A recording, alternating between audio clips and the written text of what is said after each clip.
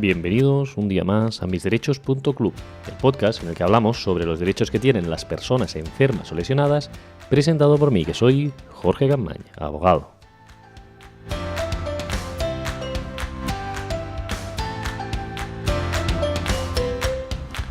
Muy buenos días a todos y bienvenidos un día más, este martes 14 de mayo de 2019, en este episodio que es el número 102, que vamos a dedicar a contestar a preguntas de la audiencia.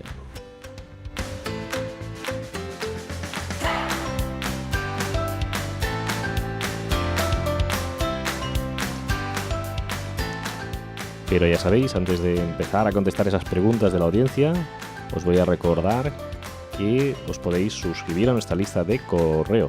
Lo sabéis, si entráis en nuestra página web en misderechos.club, ahí tendréis pues un cajetín de suscripción en el que podéis dejar vuestro nombre y vuestro correo electrónico y recibiréis todas las notificaciones para poder saber qué vamos publicando. Igualmente nos podéis seguir en Facebook, Si os gusta nuestro podcast podéis seguirnos en Facebook, donde hay más de 480 seguidores, y también tenéis a vuestra disposición un grupo privado en Facebook que se llama Grupo Mis Derechos Club, y ahí hay más de 300 personas que comparten sus experiencias y que seguro que os va a resultar útil. También, como no, nos podéis seguir por el canal de YouTube de misderechos.club. Si entráis en Mis Derechos Club, ahí nos podéis seguir en ese canal. Y además también nos podéis escuchar en la plataforma de iVoox, donde ya tenemos más también de 500 suscriptores. Y ahora ya sí, si os parece, vamos a empezar a hablar de estas preguntas que nos ha formulado la audiencia. Si os parece, vamos allá.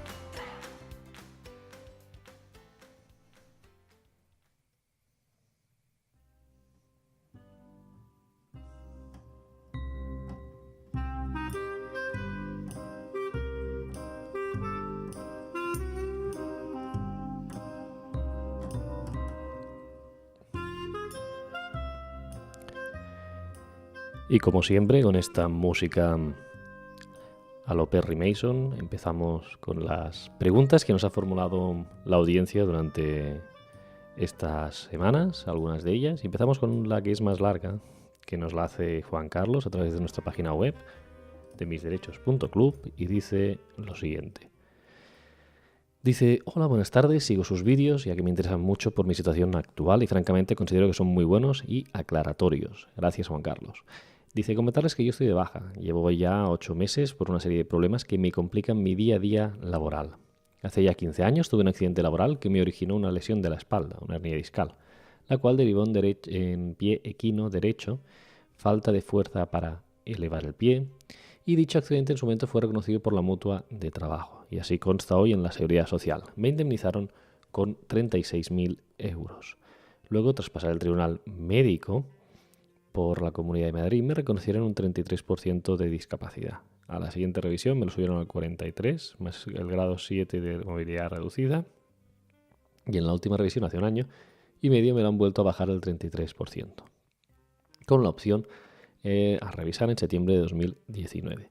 Decir que durante todo este tiempo me las he ingeniado para seguir trabajando en mi profesión, vigilante de seguridad, ya que estaba en un puesto sentado y relativamente cómodo, aunque trabajo armado. Este es mi trabajo desde hace 33 años, fijo, con el mismo contrato, aunque nosotros cambiamos de empresa por subrogación, manteniendo la antigüedad. El problema de la baja actual es que la cojera que sufro, ya que me ha producido artrosis y desgaste de la cadera, fascia plantar, tendón de Aquiles calcificado, espolo calcáneo, además de seguir sufriendo dolores de espalda y continuos calambres por la pierna hasta los dedos del pie. Y ya me han llamado de inspección médica y viendo todos mis informes, que son muchos y todo correctamente justificado por diferentes médicos, la inspectora me dice que lo más lógico es proponerme para pasar el Tribunal Médico de Seguridad Social al tratarse de varias causas de difícil curación. Mi edad es de 55 años cumplidos y 34 años de cotización con 7 meses cotizados. La base media de cotización en los 2 últimos años es de 1.900 euros. ¿A qué tipo de incapacidad tengo derecho? 55%, 75%, 100%. ¿Enfermedad derivada de accidente laboral o enfermedad común? ¿Jubilación total? ¿Compensaría un 55% y buscar otros trabajos hasta la jubilación de los 67 años? y con la paga que me dejasen, sigo cotizando hasta la edad legal de jubilación por lo mismo que cotizo ahora. Cuando llegue a la edad de jubilación ordinaria de los 67, ¿la pensión se revisa al alza o a la baja? Como ven, la verdad es que tengo bastantes dudas en cómo afrontar este asunto e incluso me he planteado esforzarme e intentar volver a mi trabajo y atrasar esta situación lo máximo que pueda, para que la paga de jubilación me quede lo más alta posible. En fin, si pudieran responderme de alguna forma sería de gran ayuda para mí. Bien, muchísimas gracias por la pregunta, Juan Carlos. Es una pregunta que se hace mucha gente, pues cuando ya tiene estos 55 años, ¿no? Ver qué es mejor, si la jubilación, si una incapacidad y, bueno, valorar un poco toda la situación. Bien, vamos a ver, entiendo que en su momento, cuando tuviste esta lesión, te reconocieron lo que es una incapacidad permanente parcial hace 15 años y que, por lo tanto, pues te podrían reconocer actualmente una incapacidad, en todo caso, por accidente de trabajo, si se puede demostrar que todo ello deriva de ese accidente que padeciste. Bien, entonces en este caso lo que tenemos que demostrar es que se ha habido una agravación importante de tu cuadro y lo que podrías tener derecho en todo caso sería una incapacidad permanente total para tu profesión habitual que requiere de estar de pie, hacer esfuerzo, arriba abajo, etc. ¿De acuerdo? Entonces estaríamos hablando siempre de una incapacidad permanente total para tu profesión habitual. Esto, con 55 años, te daría derecho al 75% de la base reguladora. ¿Cuál sería la base reguladora? Pues aquí tendríamos que verlo. Pero si es una revisión de grado porque te dieron una parcial, pues entonces, y es derivada de ese accidente de trabajo, entonces la base reguladora sería la que te dieron en tu momento, en el momento del accidente, pero actualizada evidentemente con el IPC desde hace 15 años, ¿vale? Entonces esa sería la base. Si se determinara que fuera por enfermedad común, sería en función de los 8 últimos años cotizados, ¿eh? Se actualizan también con el IPC los 6 anteriores a los 2 últimos años y con eso tendrías tu base reguladora por enfermedad común. El hecho de que sea enfermedad común o accidente de trabajo, pues se tiene que estudiar pues, de los informes médicos que tengas, ¿eh? Entonces se tiene que acreditar que todos esos informes que tú tienes pues sean que sean causa, ¿no? Esas lesiones o esas limitaciones sean causas del accidente que sufriste. En cuanto a los números que te quedarían, más o menos es similar a lo que sería una jubilación anticipada. Este 75% lo cobrarías hasta la edad de jubilación ordinaria y con eso es lo que te quedaría de pensión de jubilación. Porque tú podrías solicitar la pensión de jubilación siempre y cuando hayas cotizado 2 años en los últimos 15, que lo cumplirías esto, y también tenemos de tener en cuenta que cuando te jubilaras, a los 67, que te jubilarías en este caso, podrías solicitar la jubilación. Ahora bien, ¿cómo se calcularía de los últimos 25 años? Y en una de las preguntas que nos haces, pues te debo responder que con esta incapacidad total no se cotiza, pues te quedaría una base inferior a la que estarías cobrando de la incapacidad permanente total. Es decir, que te podrías jubilar a los 67, pero cuando te hicieran el cálculo te saldría una pensión inferior a la que cobrarías de incapacidad y por lo tanto sería más beneficiosa la incapacidad. Cosa distinta es que quisieras seguir trabajando. Es decir, tienes la incapacidad total del 55% o del 75%, está la total cualificada, y entonces dices, no, yo quiero trabajar en otra cosa que sea compatible, ¿no? Un trabajo más sedentario, que decías tú, ¿no? Sentado, de oficina, etc. Bien. Si haces este tipo de trabajo, cobrarías el 55% de tu pensión y además lo que cobrarás de salario. Pues bien, si esas cotizaciones que hicieras del nuevo trabajo son importantes y elevadas, es posible que a los 67 años, cuando te hicieran un cálculo, te quedará mejor la de jubilación que la de incapacidad que vienes percibiendo. Entonces tendrías que optar por la de jubilación. Pero ya digo que eso te tendría que estudiar en concreto por el nuevo trabajo que tendrías que hacer, por las cotizaciones que tenías antiguas, por ver si es enfermedad común o accidente de trabajo, y en base a todo ello tendrías una buena pensión y ver cuál es la mejor opción que tienes. Muchísimas gracias por la pregunta, Juan Carlos, y vamos con la siguiente pregunta, que en este caso nos la hace Vicente Quintela. Dice: las entrevistas son espectaculares, me gustaría que hablarais de los test psiquiátricos, por ejemplo el GAF u otros, y su valor y eficacia. Muchas gracias. Bien, muchísimas gracias a ti, Vicente, por la pregunta. Lo cierto es que en otras preguntas relacionadas nos hablabas un poco de la depresión, y en este caso, por la depresión se utilizan varias escalas.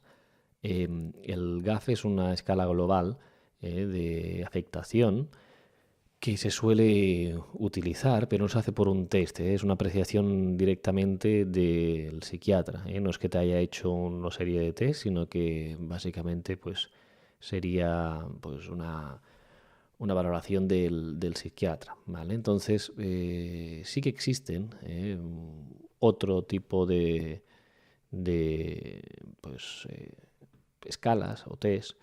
Y entonces lo que más se utiliza por el tema de la depresión son básicamente tres.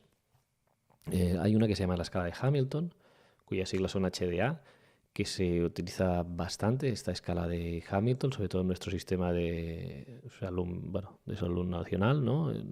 Pues se utiliza bastante lo que es la escala de Hamilton. La escala de Hamilton mide 21 ítems y es una escala que se utiliza desde hace muchísimo tiempo, en el sentido de que desde los años 60, y se divide lo que sería una depresión en 5 grados, ¿no? Hay una serie de 21 ítems y a partir de ahí lo que hacen es decidir, pues, si tienes una puntuación de 0 a 7 puntos es que no hay depresión, si es de 8 a 13 es que la depresión es ligera o menor, si es de 14 a 18 puntos es una depresión moderada, si es de 19 a 22 es grave y si es de más de 23 puntos es muy grave. Entonces, a los efectos de tener una incapacidad, pues se suele pedir que pues sea grave o muy grave, es decir, que puntúes más de 19 puntos hacia arriba. Luego tenemos lo que es... perdón. Y en estos ítems que se utilizan se habla de varias cosas, pues del humor deprimido, del insomnio, del trabajo, pues bueno, de sensación de culpa, de ansiedad, de síntomas somáticos generales, etc. Bien, luego tenemos otra que es lo que se utiliza, que es el Beck Depression Inventory, que es las siglas son BDI, y en este caso pues también se utilizan pues una serie de ítems, ¿no? Que son 21, y entonces en este caso hay una reducida de 13 ítems también, pero aquí ya no son 5 grupos, sino que hablamos de 4 grupos de clasificación, que es que la depresión está ausente o es mínima, que la depresión es leve, que la depresión es moderada o que la depresión es grave. Entonces aquí, en la lista reducida, que se suele utilizar más de 13 ítems, ausencia o mínima depresión de 0 a 4 puntos, depresión leve de 5 a 7, depresión moderada de 8 a 15 puntos y depresión grave superior a 15 puntos. Esta es la segunda que se utiliza y los puntos que se recogen son más o menos los mismos, es decir, pues sentimientos de culpa, aislamiento social, pérdida de apetito, de peso, aislamiento social, pues insatisfacción, pues estado de ánimo, etcétera, etcétera. Estos son los ítems que se utilizan. Todo esto se hace mediante escalas, mediante test que se hacen, que más o menos en un cuarto de hora o así se pueden hacer. Y luego, por último, hay otro que también se utiliza, que es las siglas son MADRS, que quiere decir la Montgomery-Åsberg Desperation Rating Scale, y en este caso también se suele utilizar menos, pero también se suele utilizar esta escala y este test para valorar, ¿vale? En este caso son 4 también. Dicen que no hay depresión cuando puntúas de 0 a 6, que la depresión es ligera o menor cuando puntúas de 7 a 19 puntos, que es moderada cuando puntúas de 20 a 34, que es grave cuando puntúas de 35 a 60 puntos. En este caso se utiliza menos, solo se evalúan 10 ítems y no se utiliza tanto, ¿de acuerdo? Pero bueno, estos son básicamente lo que se utiliza. Y luego también hay otra que se utiliza bastante en el tema médico-laboral, ¿no? Es decir, para valorar una posible incapacidad laboral o una situación de baja médica, que es el SIMS, que es un inventario de simulación de patología psiquiátrica. Es decir, hay mucha gente también que, por desgracia, quiere simular que tiene depresión y este tipo de cuestionario pues ayuda a determinar si una persona está simulando o no. Por desgracia también se utiliza por el contrario, para intentar dar altas médicas y en base a esta justificación pues decir que una persona no tiene una depresión tan grave como la que realmente tiene y pues a veces se hace este tipo de test y se tiene que valorarlos pues en su justa medida. Estos son, Vicente, la mayoría de estos tests. Entonces sirven, pues alguna ocasión sí que sirven, ¿no? Pero lo que es más importante aquí, yo siempre os digo lo mismo, es el informe del psiquiatra, su exploración psicopatológica el seguimiento que hayamos llevado con ese psiquiatra, el tema del tratamiento farmacológico, ver si ha habido algún tipo de solución o no. Entonces yo te diría que los test pues, pueden ayudar, pero la mayoría de ocasiones es el contrario, es para perjudicar a la persona en ese sentido, y con una buena exploración psicopatológica, seguimiento por parte del psiquiatra y demás, y un informe en condiciones del estado actual ha de ser suficiente para poder conseguir una incapacidad absoluta, total, la que corresponda. Muchísimas gracias, Vicente, por la pregunta. Y vamos con la siguiente pregunta, que nos la hace en este caso Antonio Navarro. Y dice: buenas, me han prorrogado 6 meses la incapacidad temporal, tengo 15 años cotizados y 38 años de edad. Sufrí un ictus del que tengo secuelas en la vista, parestesias y otras. Infarto de miocardio de 30 a 36%, arteria principal, inutilizado todo por síndrome antifosfolipídico. ¿Qué posibilidades tengo de ser incapacitado? Bien, muchísimas gracias por la pregunta. En este caso, lo que tenemos que valorar son las secuelas de ese ictus, ¿no? Entonces, lo tendríamos que poner en relación con lo que sería la capacidad residual que te quede y con la profesión que tengas, ¿vale? ¿Por qué? Porque en estos casos, primero, el ictus pues te ha dejado una serie de secuelas y tendremos que ver si tu profesión requiere de una agudeza visual importante o no, ¿vale? Si tu profesión requiere de una agudeza visual y has perdido mucha visión, te podrían reconocer una incapacidad por esa pérdida de visión, ¿de acuerdo? Entonces, de las demás limitaciones que hablas, de las parestesias y de la FEBI, de la fracción de eyección del ventrículo izquierdo, hemos hablado en alguna ocasión de ello. Y aquí lo que tenemos que valorar bien es hasta qué punto tienes esa afectación. Es decir, si ese infarto de miocardio, cuando dices el FEBI del 30 al 36%, pues valorar si ha habido una mejoría o no. Es decir, es normal cuando tienes un infarto de miocardio agudo, pues que tengas esta fracción de eyección, ¿no? Pero luego se tiene que ver si se soluciona o no esa fracción de eyección, si mejora o no por el uso de stents, por el uso de fármacos, etcétera, ¿no? Entonces, si ha mejorado o no, será bastante relevante para que se pueda ver en este caso si hay o no mejoría y tenerlo en cuenta. Valores del 30 o inferior suelen dar una incapacidad absoluta, entonces 35 o superior pues pueden dar una incapacidad total para la profesión habitual si es de esfuerzo físico, moderado o intenso, ¿de acuerdo? Entonces, en función de lo que tengas, pues se podría valorar. Si hace un año ya que has tenido el episodio, te han probado la baja y demás, a los 18 meses ya se tendría que valorar tu estado residual, es decir, saber si realmente no ha habido ninguna mejoría y sigues igual, pues ahí ya sí que serías candidato pues para poder valorar una incapacidad permanente que, en función del grado que tengas de estas limitaciones, pues podría ser absoluta o total si se cumplen estos requisitos de que sea una profesión de esfuerzo físico o de que requiera de una agudeza visual especial, ¿de acuerdo? Y vamos ya con la última pregunta de hoy. Nos la hace en este caso Esperanza Villegas, que dice: yo también tengo los síntomas del síndrome pospolio, pero los neurólogos de Asisa, entidad médica privada de la que pertenezco por ser funcionaria y tener MUFACE, no me hacen un informe para mi jubilación porque dicen que ese síndrome no existe. Tengo 58 años y 40 años de antigüedad y así estoy. Un día trabajo y 6 no, porque mis dolores son tremendos. A esto se une una agorafobia crónica. Estoy algo más que desesperada. Estoy un día de aguantar tanto y que el tribunal médico no me reconozca la invalidez. No sé qué hacer, la impotencia que siento es tremenda. Gracias.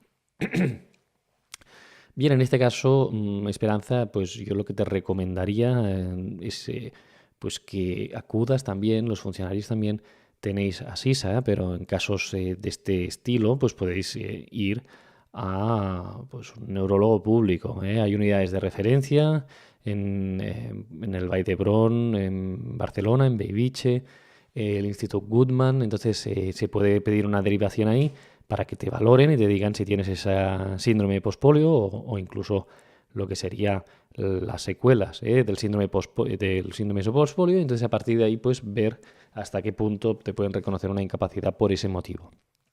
Y la agorafobia lo puedes tener más fácil, si tienes un informe psiquiátrico en el que se puede hacer constar que tienes un trastorno de ansiedad con agorafobia, pues por ahí quizá es más sencillo si te están poniendo todas esas trabas para poder solicitar una jubilación por incapacidad permanente en el caso de que seas funcionaria. Así que esas serían mis recomendaciones. Muchísimas gracias a todos por las preguntas que nos habéis formulado y mañana vamos a hacer un episodio que en este caso va a ir, os lo digo ahora mismo, el episodio de mañana será... Estamos sacando la lista sobre la enfermedad